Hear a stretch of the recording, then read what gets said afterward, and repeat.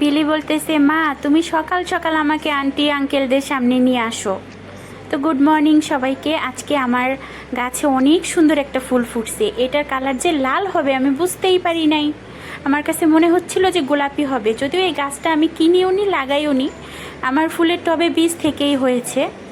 আর অপরাজিতাও আসছে, পার্পেল কালারের অপরাজিতা, এত সুন্দর লাগতেছে ফুল দুইটা। আর এখন হচ্ছে সকাল 8টা, এত সুন্দর রোদ আর ফুলগুলো খুবই সুন্দর লাগতেছে। তো আজকে একটু নিউ মার্কেট যাব, তো রেডি হচ্ছি। এটা এই জুয়েলারিসগুলো আজকে আমি পরেছিলাম।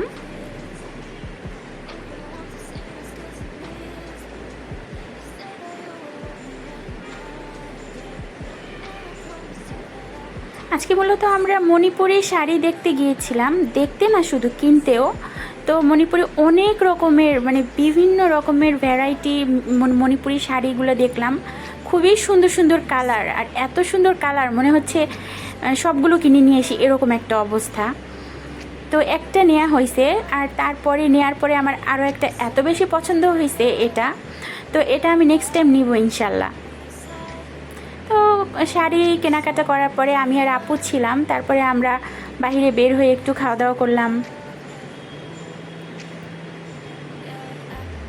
খাওয়া দাওয়া বলতে বাহিরের খাবার, ভেলপুরি, তারপরে হচ্ছে ছোলার, এই যে ছোলার চাটই বলে এটাকে।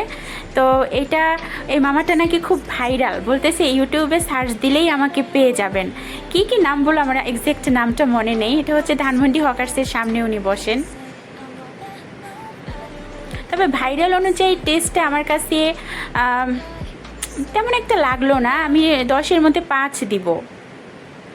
তবে দেখতে